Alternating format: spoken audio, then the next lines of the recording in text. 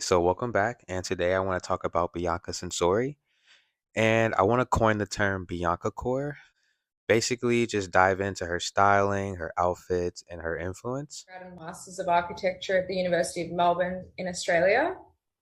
I then worked in a small firm in Australia for 3 years until I moved to the US and began working as a lead architect for Kanye West at Yeezy. So, first, I want to start off with a passage from her website, and this is going to be under the fashion philosophy section. And it quotes Beyond mere trends, Censori Styles embodies a deeper philosophy, one that celebrates the human form as a canvas for creative expression and challenges societal norms surrounding self expression. Often favoring bold silhouettes and unconventional cuts, the core belief is the human body is a beautiful and powerful tool for self expression, not something to be hidden or conform to conventional standards. So there's a duo, two people that have personally worked with Ye and Bianca in the past, and that's Laura Beeham and Callum Pigeon of Prototypes. And they came from Vetmonts, which is really cool to me because Vetmonts is notorious for not giving away who has designed for them in the past. Beham and Callum stepped away from Vetmonts in 2021 due to a lack of sustainable practices in the fashion industry. That's why you see a lot of prototypes clothing reworked from previous garments into new garments, kind of like that 80s vintage translucent poncho that Bianca wore recently in LA. This method also reminds me of the Margiela sock sweater. I'll leave the plans in the description below.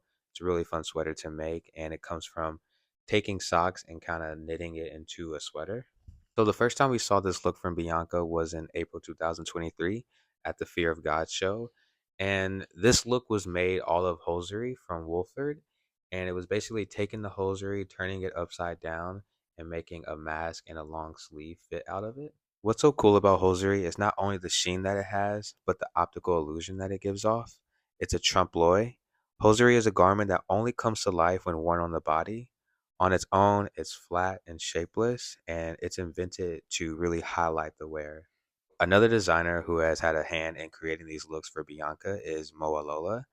And Moalolo and Ye have had a history that dates back to when she was the design lead of Yeezy Gap in 2020. She was only there for 1 year, but it was stated that she really loved the whole time to be under Ye, to be mentored by him. But after a year, that she just kind of wanted to do her own thing and part ways and kind Maolola of is learn. doing Easy Gap, and everybody was like, "Yes, this is going to be so sick." And then like we just heard like just in the vaguest way possible, like Maolola is no longer doing Easy Gap, and we were like, "Wait, but what?" So like as much as you can say, what happened there? I mean, like I when I entered into it, I kind of just wanted to be there for a year because I still really wanted to do like my own thing. So when the year went, I was like, all right, like thank you, Thanks, guys. thank you guys. Like this was an amazing whole I don't know roller coaster. She's responsible for the wet tank top that you've been seeing lately. The wet tank top is made out of cheesecloth, and that's a thin, gauzy cotton fabric with a loose weave that makes the cotton stretchy. Moalola is quoted saying, anything he wants to make, they can make it. It's all designed in house at an atelier in Italy, and these looks can be created in 1 day. The team inside the atelier is known to not follow the standard structural process, but to create using Bianca's body as the dress form and to drape without pattern making. So we have to acknowledge that Bianca Censori style isn't universally accepted, which reflects the complex and subjective nature of fashion and self expression in the first place. Regardless of what people have to say, Sensori's approach sparks conversation, prompting introspection and challenges established norms. In Bianca Core, we have some key elements here, and it'll be sheer bodysuits, fur outerwear, and accessories like headwear, and hosiery. When we talk about fur looks, let's take this look for example. And this particular fur jacket is from Prototypes, and it was actually a reindeer rug that was found vintage, cut into four slits, and then taped with gaffer tape. Gaffer tape is a little bit different than duct tape because there's no sheen to it. It holds just as well, but you'll find a lot of gaffer tape on like productions and like movie sets because it doesn't allow for light to just bounce unnaturally. In general, these looks are supposed to be fun, quick, and easy, They're supposed to be accessible garments made at the highest level, and that's something that Kanye is really adamant It about. was always a dream of mine to be at the Gap and to bring the best product possible to the masses. And I always talk to them about doing products for $20, like the best product in the world, uh, designed at the same level of the top fashion houses in the world at $20 for the people. That is why you have Demna doing the Balenciaga stuff. That's also why you have like the Yeezy pods made in Italy and available for $20. There's also other interviews from Ye where he talks about just wanting to have all of his items very accessible one day and at a price range that everyone can afford. So we also have this look from Bianca in the blue top and the black tights. And the blue top is also made out of cheesecloth. And cheesecloth is also supposed to come off and represent like a base layer while also feeling like a vintage shirt that we all love. Another really notable look from Bianca is the sheer bodysuit with the purple pillow. And the purple pillow was actually found in the hotel that they were staying in at Italy and converted to be a bag and also to cover up. A lot of these looks and the language behind Ye and Bianca stem from Duchamp. Virgil was also very inspired by Duchamp as well. He mentions it in a lot of his I'm lectures. super obsessed with Duchamp, super obsessed with ready-made. You know, this idea that an artist like overthought the game, you know, understood the parameters, provided something provocative, provided something that became a launch pad for other forms of art. And Duchamp was a pioneer of the Dada movement, a movement that questioned the long held assumptions about what art should be and how it should be made. Virgil is notoriously known as quoting Duchamp as his lawyer, which kind of plays into his 3% rule. Another person that's had a huge influence on Ye and Bianca's design identity is Vanessa Beecroft. I consider Kanye like a brother. He found me and I didn't know him. And today, after 8 years, we developed a relationship that is very profound. And I believe in his path. And I want to help him pursue visually what he does already So musically. Vanessa Beecroft has had a big influence with Ye's work, and it stems from Yeezy season one, how the models were laid out, up into Yeezy season four, where we had that controversial show where some of the models were laying down or sitting after standing for a long time. That stems from Vanessa Beecroft as well, up into Yeezy season nine, where you have them at the Guggenheim Museum, and Vanessa has also had work shown at the Guggenheim as well.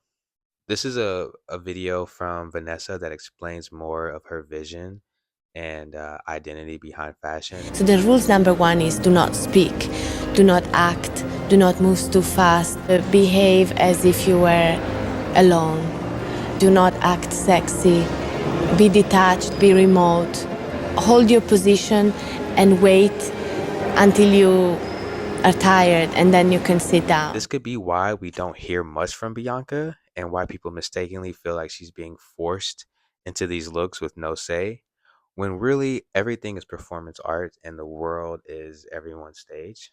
It's been reported that Kanye has sold his 5% skim shares, which is worth about $200 million. And that could be Ye trying to separate himself from that line entirely. So that could open up a new lane for him and Bianca's new brand.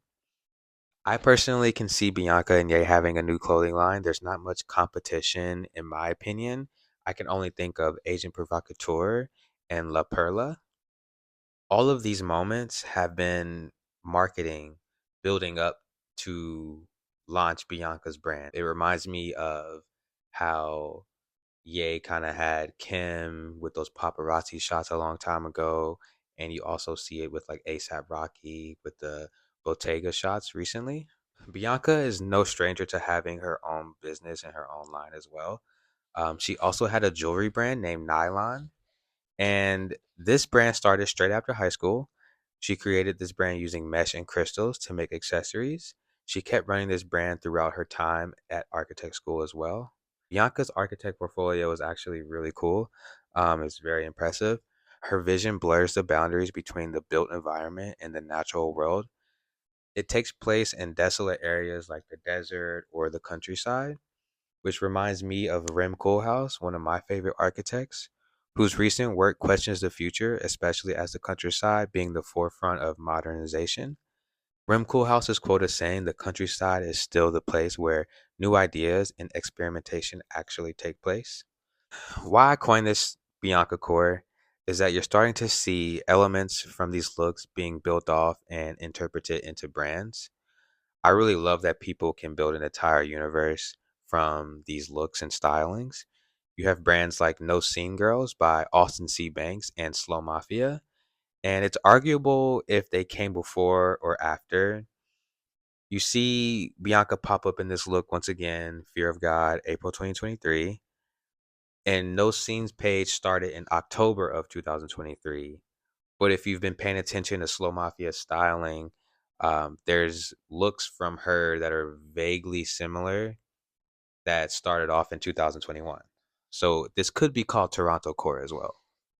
Next, we have Kapinski, and Kapinski is really cool. It's a new brand, and I just think that some of the silhouettes are a little bit of the same, and they offer a lot of like fur jackets and fur hats, and that just really wasn't a thing to me until I started to see Bianca wearing it.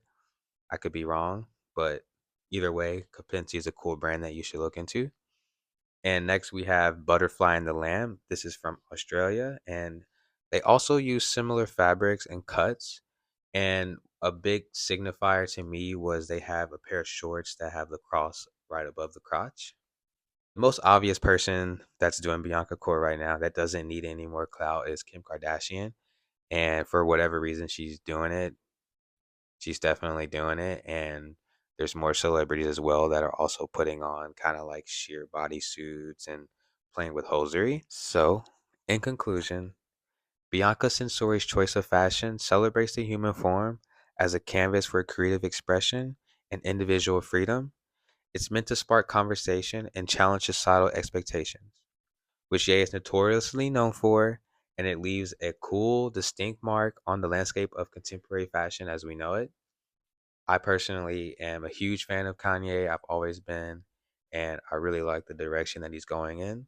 I'm excited to see what Bianca has in store, and I really like all of these looks that she has on.